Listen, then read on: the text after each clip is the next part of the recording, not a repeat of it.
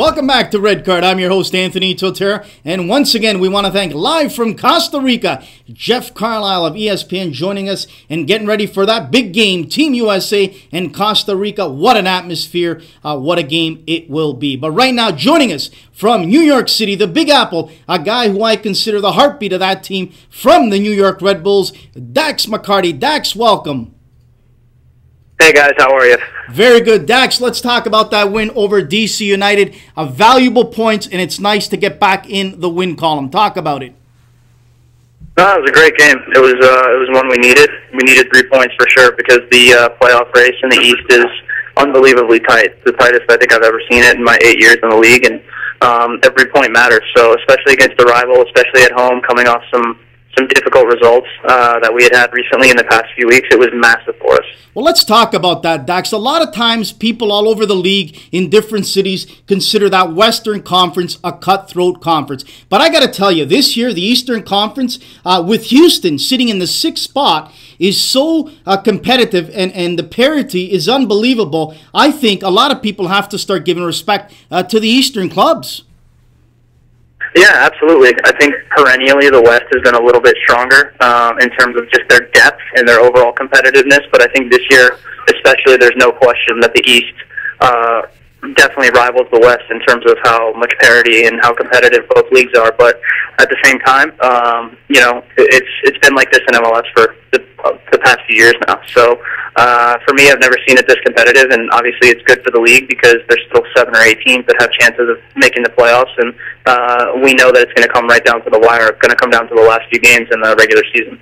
Dax, from the first day I started watching you with FC Dallas, I'll never forget the final here in Toronto, where unfortunately you were on the wrong end of the stick. What brought to my attention was your energy level, your passion, your never give up attitude, and to run through a brick wall. What do you attribute that to? Did you learn that from a coach at the youth level? Did someone instill that in you? No, it's just one of those things that I think I've just grown up with a lot of energy, and that's one thing that has always been something I can control. Sometimes as a player you can't always control, how well you play. You can't always control how well you're passing or basically how good the other team is, but the one thing you can control is how much energy you bring. And so I've always been a fit guy, and I've always taken pride in being fit and being able to outwork my opponent, and I think that just basically goes into my makeup as a player, and it's something that I've tried to continue throughout my career. Dax, let's talk about, again, some of the other clubs in the Eastern Conference. Like your club, you guys like to play an attacking style of game, which is entertaining for the fans. Up here in the city of Toronto, I don't mince words, Dax. I tell it the way it is. It has been an absolute bore to watch this team since its inception because it's the same kick and run. When you watch Montreal, when you watch even Philly, do you see that this is entertaining for the fans to come and watch this style of brand of game?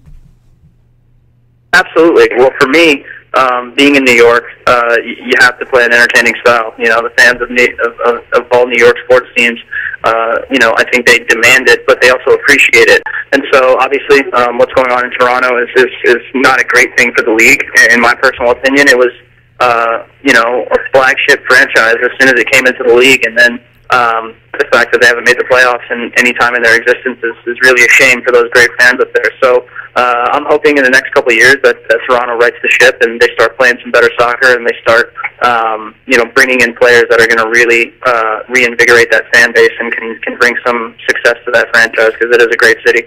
Dax, let's talk about how hard it is for a player like yourself that uses a ton of energy out there to go from a wonderful grass facility to turf facility. I mean, there's a lot of great stadiums in MLS, but there's also some that rely on that turf to be their training facility and their home game facility. That's got to take a wear and tear on your body. Yeah, it does. I mean, turf has been a problem, in my opinion, for a while now, but the MLS is still growing.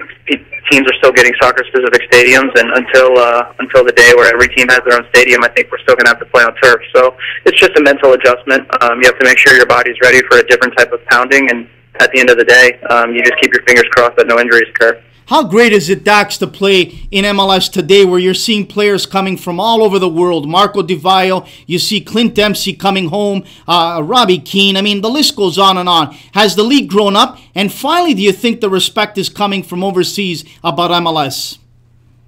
Oh, 100%. I think the respect is definitely on its way. And I think players like Thierry Henry, like Robbie Keane, all these guys that have come over and had successful careers in Europe have definitely paved the way, for MLS to grow as a league, and for me to be a part of it, and to be able to say that I've played against some of those players and played with some of those players, and I was part of the growth of the league. That's something that I take a lot of pride in, and I think it's only going to keep getting bigger.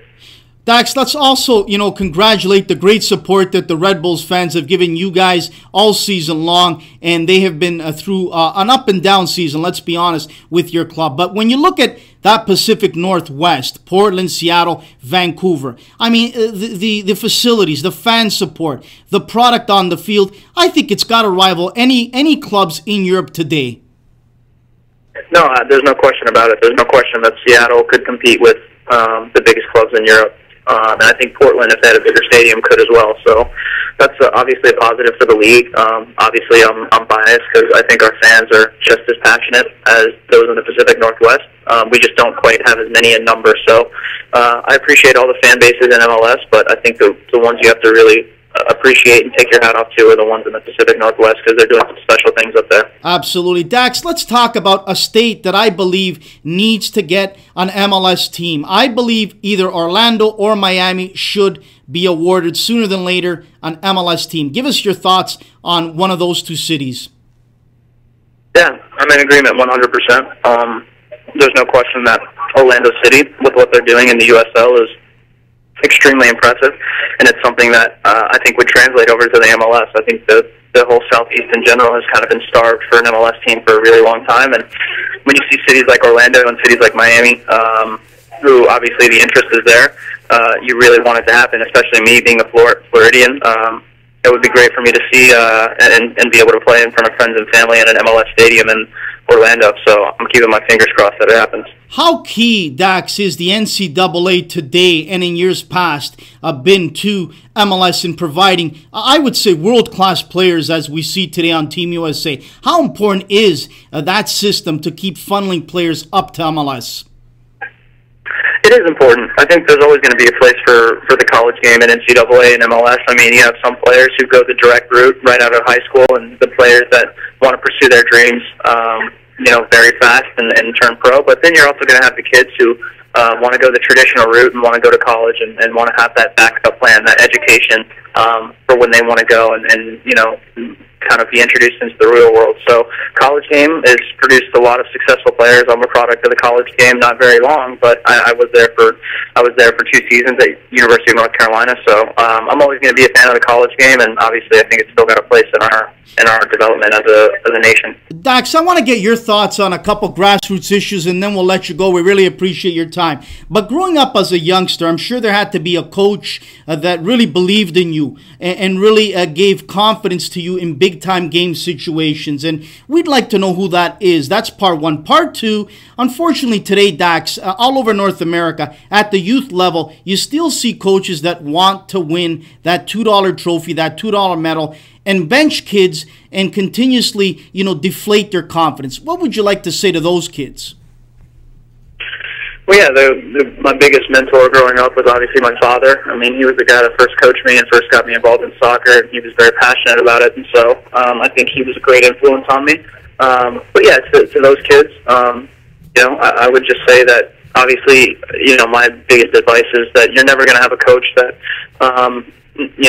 that likes every part of your game. You're always going to have a coach that kind of doubts you. And, there's been plenty of times in my life and my career where I've been told no, and I've been told that I couldn't succeed as a professional. And there's been times where I think coaches have just wanted to win games at a youth level other than just develop players. And so there's always going to be situations like that. Unfortunately, you're always going to have coaches kind of looking out for themselves rather than trying to develop the player and make sure that all the players are developing equally. So to that, I just say, don't get too down. Don't get too high and don't get too low. And I think at the end of the day, if you, as a player, if you can take those negatives and turn them into positives, I think that's going to suit a lot of kids well for the future. Dax, let me close it out with this. I want to expand on that just very quickly. You spoke about your dad, how important he is in your life. I'm a parent of 2 boys myself, playing up here, and to me, it's really hard to judge whether I talk to them after a bad game or not. Do I leave them be? What did your dad do with you after maybe you didn't have such a great game, or when you did have a great game? What did he say to you? Yeah, I think kids that are really young, I think it's not necessary. But as the kid gets older and as they get more mature and as they start kind of figuring out who they are as players, I think it's good to have a little bit of constructive criticism. I know my father was a big fan of tough love and making sure that I knew that if I wasn't playing too well, that he told me the things that I did wrong, and I might not have appreciated it at the time, but a couple days later, I was out in practice working on the things that he was telling me. So I think that kids, you need to do it in the right way. You can't be too negative, but at the end of the day, if you give them a little bit of criticism, but it's in a constructive way, I think that's the perfect route to go. Dax McCarty of the New York Red Bulls. Listen, we thank you so much for taking time out of your busy lives to join us. For my money, you're the heartbeat of that team. And I tell you, Jurgen Klinsmann has to keep his eye on you because you're one guy that belongs to go to 2014 Brazil with Team USA. Keep up the great work, Dax, and giving back to the community as well, because I know for a fact you've done a lot of that work as well. And guys like you are what young kids look up to. Keep up the great work, Dax. Thank you so much. Thanks for having me. I appreciate it. That is Dax McCarty of the New York Red Bulls. All class this guy is. I consider him as a guy that I watched for so many years, Gennaro Gattuso of AC Milan and of 2006 World Cup winner Italy. He's a guy that never gives up on any ball. He'll run through a brick wall. He'll protect a teammate. He'll do whatever he has to do. That was Gennaro Gattuso. I look at Dax McCarty the same way. When I laid my eyes and I saw this guy in the final, unfortunately losing against Colorado and Toronto, I looked at this kid and I said, this kid to me, along with Breck Shea on that Dallas team, belong in Team USA for the long, long run. Class act. Absolutely outstanding guy, Dax McCarty. We're going to take a quick commercial break. Then coming back, we're going to tee up tomorrow night's show, and we'll talk about a couple things that I want to talk about in that conference call that Tim Lewicki discussed with some of us today in the Toronto media here on Red Card.